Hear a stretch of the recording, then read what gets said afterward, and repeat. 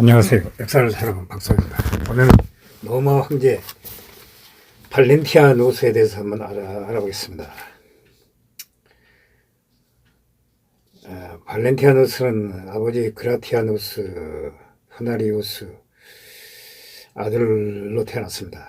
321년 판노리아의 고향이 키발레라고 합니다. 아버지 그라티아누스 원래 밧줄을 만들어 팔던 사람이었습니다. 힘이 세기로 소문이 나자 이후 그는 군에 입대하여 아프리카 고메스 독수리 지까지 올랐습니다. 어린 발렌티아누스는 아버지 부임을 따라다니며 자랐습니다. 그라티아누스는 병이 짧은 것이 한이 되어 아들에게는 교양 교육을 시켰습니다. 단순히 읽고 쓰는 것뿐만 아니라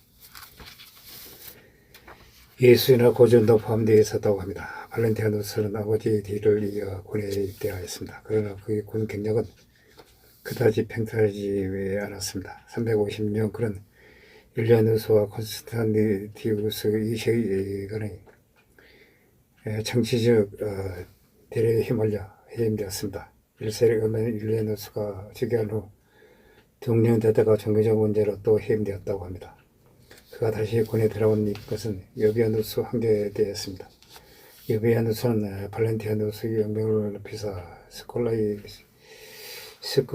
스코타리오rum의 장교로 임명하였습니다. 발렌티아누스는 여비아누스의 장인을 따라 갈리아에 다녀오기도 하였습니다. 이후 제국 동방으로 돌아온 발렌티아누스는 잉카라에 파견되어 있었습니다. 364년 여비아누스 황제가 콘스탄티노플로 돌아가던 길에 갑작스럽게 죽었습니다. 고위의 문무관들은 니케아에 모여 다음 황제로 누구를 초대할 것인가를 놓고 회의를 열었습니다. 그들이 두 명의 후보로 제치고 선택한 사람은 다름 아닌 발렌티아누스였습니다. 발렌티아누스는 자신의 황제로 초대되었다는 소식을 듣고 바로 니케아로 왔습니다. 앞서 율리아누스와 여비아누스의 잇따른 죽음을 목격한 병사들은 새 황제에게 공동 황제를 지명할 것을 요구했습니다. 발렌티아누스는 자신의 친동생 발렌스를 공동 황제로 임명하였습니다. 발렌티아누스가 제국 서방을 담당하였고 동생 발렌스가 제국 동방을 통치하게 되었습니다. 두 형제는 같은 해 8월경까지 제국을 나누어 다스리는데 필요한 준비를 하였습니다. 모든 준비를 마친 뒤 발렌티아누스는 제국 서방의 밀라노로 항강하였고 곧에서 본격적인 제국 통치를 시작하였습니다. 발렌티아누스는 지시의 대부분을 라인강 다누브 강유역의 변경지대에서 보냈습니다. 오직 제국 방어에 신경을 썼다고 합니다. 집권 초기 중기는 모인들이 북아프리카를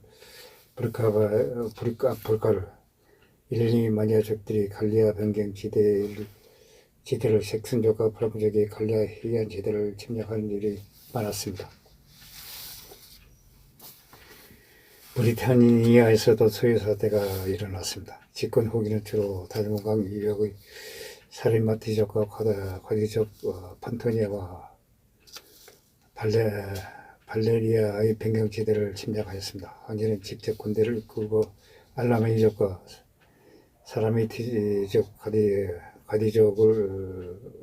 가디족에 대하여 원정에 나섰으며 타칼라이푸스, 세베루스, 여비누스, 데오도시우스 등 휘하의 유명한 장군들을 파견하여 멀리 떨어진 속주나 동시에 다발적으로 발생한 침략에 대응하였습니다. 이 민족의 침략에 대해서 제국 내부에서는 반란도 발생하였습니다. 360년 발생한 프로코피우스의 반란은 발렌티아누스의 정통성이 언제든지 이익받을 수 있다는 사실을 보여주었습니다. 369년은 브리타니아에서 발렌티아누스의 반란이 372년은 아프리카에서 필무스의 반란이 일어났습니다. 두 반란 모두 데오도시우스가 진압하였습니다. 한편으로는 발렌티아누스는 변경지대 제국주로 요새를 쌓고 호소하기도 하였습니다. 황제가 세운 요새들은 적군을 감시하고 강을 순찰한 선단을 보호하기 위해 지어졌으며 어느 정도는 황제 군사적 업적을 선전하는 도구로 사용되었습니다.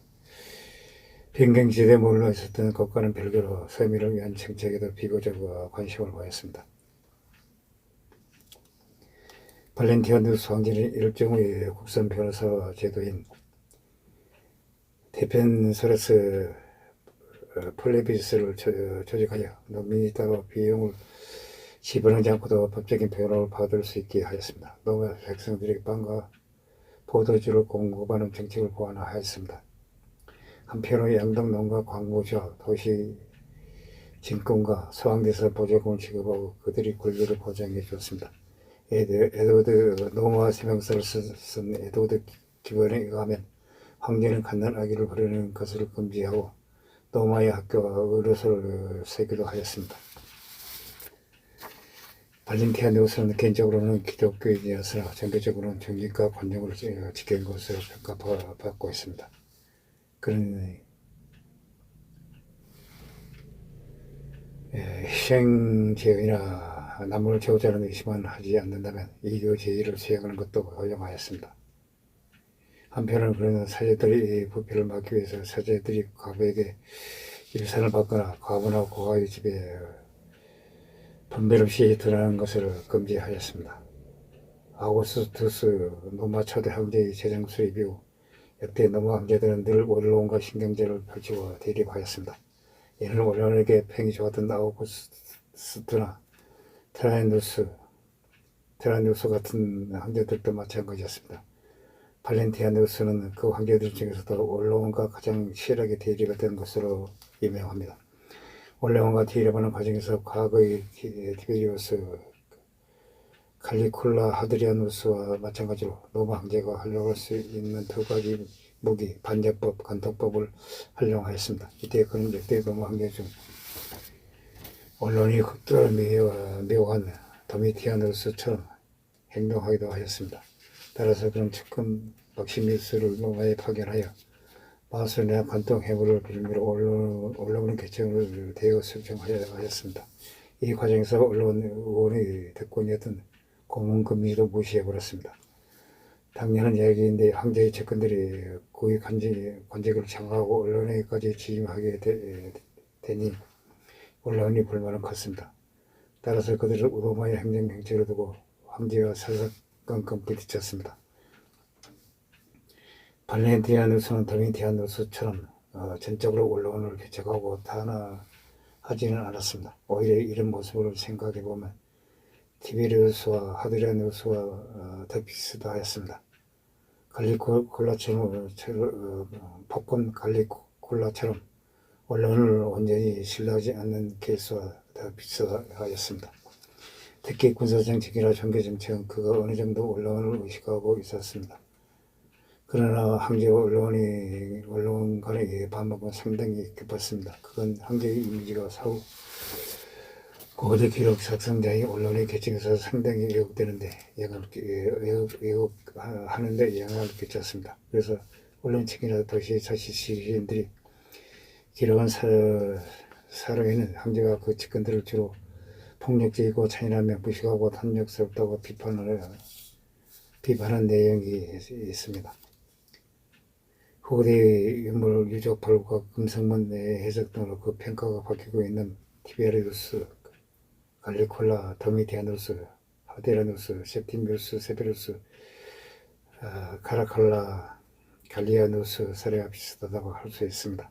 실제 발렌티아누스는 그리스는 잘 하지 못했지만 고대 기록을 설명처럼 함량미달의 막시무스, 다라쿠스 같은 진짜 문맹무시고 잔인한 황제는 거리가 멀었습니다. 오히려 그런 모호가 라틴어는 읽고 쓸 줄 알았으며 그 수준도 고전도 어느 정도 습득했던 상당한 상식적이고 건강한 교양을 갖춘 황제였다고 합니다.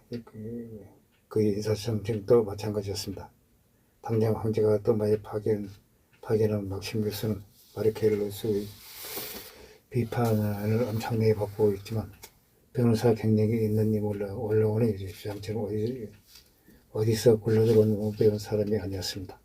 또 황제가 세금을 철저하게 거둔 측면은 있지만 국가 유지에 필요한 군비 충당을 위한 목적이 강했으므로 그것은 황제 개인의 탐욕으로 보기는 어려운 일이었습니다.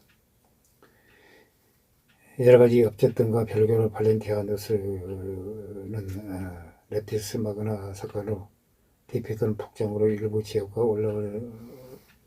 언론의 지탄의 대상이 되었습니다.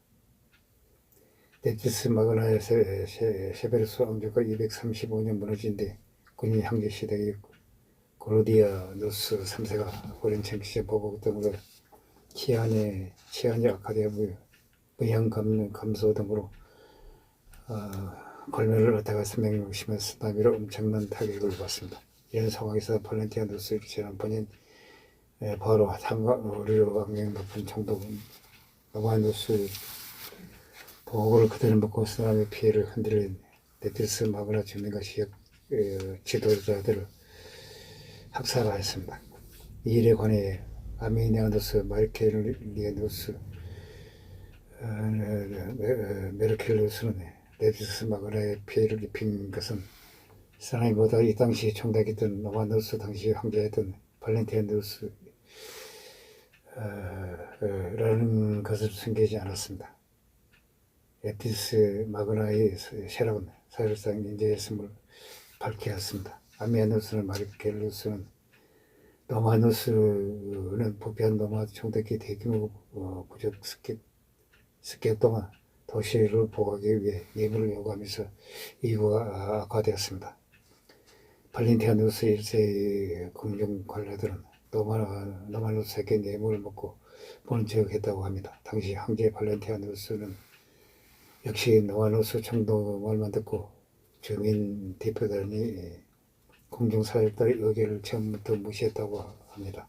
이어 발렌티아누스는 레티스 마그나 주민들을 반역죄로 학살하고 먹고자유로 온갖 체벌을 하였다고 합니다.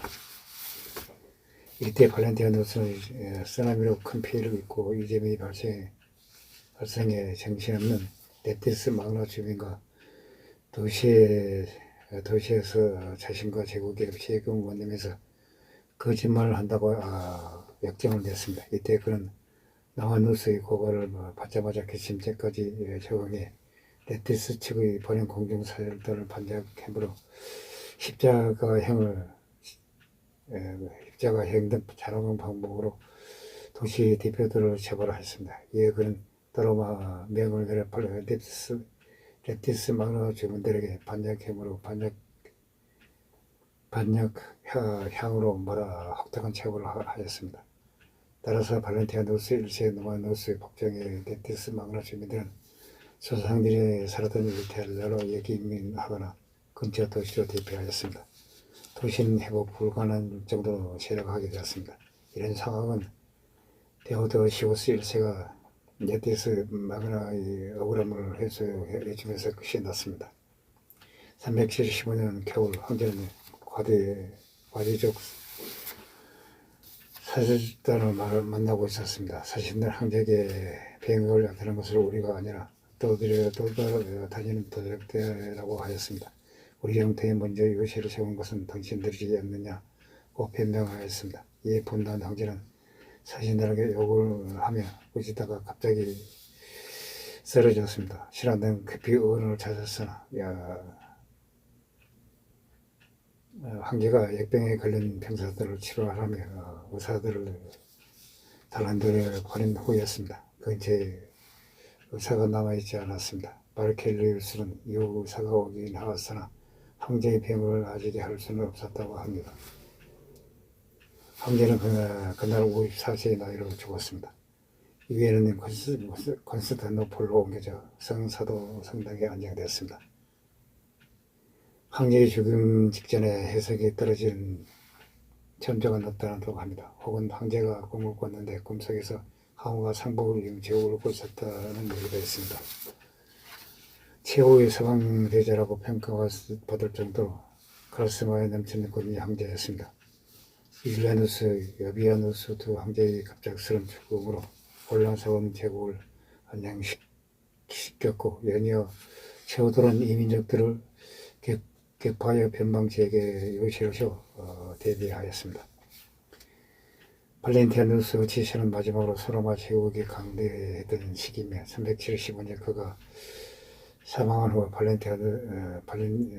발렌시아 데오도시우스 일제의 삽질로 하드리아노폴리스 전투와 프리기투스 전투에서 동서로마 야전군이 쌍으로 개명을 당하면서 발렌티아누스의 나라는 물거품이 되었습니다. 그때부터 로마 제국이 택해서 로마 제국과 야만족간의 역학관계가 급변해 버렸습니다. 두 명의 부인과의 사이에서 이남 3년을 두었다고 합니다. 첫 번째 부인 마리나 셰베요와는 황제가 되기 이전에 결혼하였습니다. 369년, 370년경 이혼하고 두 번째 부인 유스티아누스와 결혼하였습니다. 일세를 때문에 셰베라 황후와 유스티나는 서로 아는 사이였다고 합니다. 어느 날 함께 모욕을 했다고 합니다. 그날 저녁에 황후는 별 생각 없이 황제에게 유스티나는 매우 아름답다고 칭찬하였습니다. 그 말을 들은 황제는 도대체 얼마나 아름다운 아가씨인지 보고 싶어 했다고 합니다. 자녀들 거의 여전히 있습니다. 두 아들 그라티아누스와 발렌티아누스의 시는 황제가 되기는 했지만 젊은 나이에 암살을 당하였습니다. 딸 플라비아 갈라는 데오도도 11세의 황후가 되었으나 셋째 아이를 나타가 난산으로 죽었습니다. 나머지 두 딸 그라타와 유스타는 결혼했다는 기록이 없는 것으로 봐 일찍 죽은 것으로 보입니다. 발렌티아누스는 키가 크고 강건한 신체를 가지고 있었습니다. 금발의 잿빛 눈이었습니다. 대단한 탄일주로 유명했다고 합니다. 마르켈루스는 황제가 전쟁에는 신중하며 기억력이 좋고 글씨를 잘 쓰며 새로운 병기를 구하는 것을 좋아했다고 합니다. 첫째 방탕하지 않았다고 합니다. 다만 오가는 성격과 잔인함, 신랄한 말투 등에 대해서는 비판받아야 한다고 했습니다. 이상 서로마 제국을 부흥시켰던 발렌티아누스 황제에 대해서 알아봤습니다. 당시 부족함을 느낍니다. 양해 부탁드립니다. 감사합니다.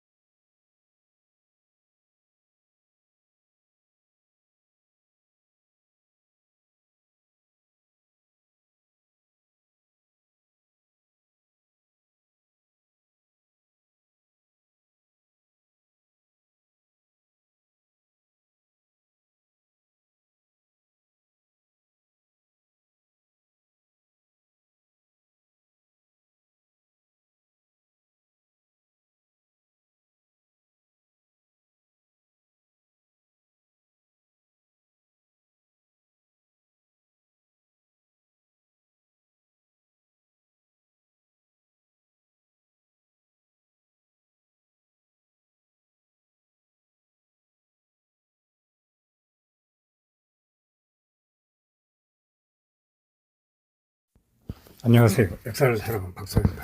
오늘은 로마 황제 발렌티아누스에 대해서 한번 알아보겠습니다. 발렌티아누스는 아버지 그라티아누스 후나리우스 아들로 태어났습니다.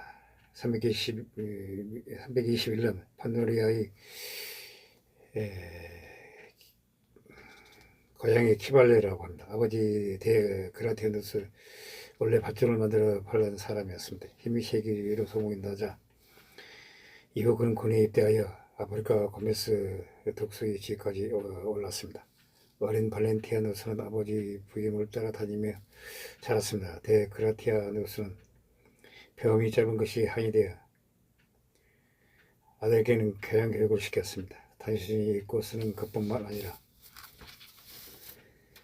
예술이나 고전도 포함되어 있었다고 합니다. 발렌티아누스는 아버지의 뒤를 이어 군에 입대하였습니다. 그러나 그의 군 경력은 그다지 팽팽하지 않았습니다. 350년 그는 율리아누스와 콘스탄티누스 이세 간의 정치적 대립에 휘말려 해임되었습니다.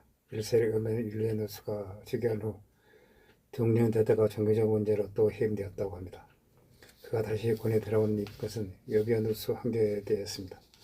여비아누스는 발렌티아누스의 영명을 높이사 스코타리오rum의 장교로 임명하였습니다. 발렌티아누스는 여비아누스의 장인을 따라 갈리아에 다녀오기도 하였습니다. 이후 제국 동방으로 돌아온 발렌티아누스는 잉카라에 파견되어 있었습니다. 364년 여비아누스 황제가 콘스탄티노플로 돌아가던 길에 갑작스럽게 죽었습니다.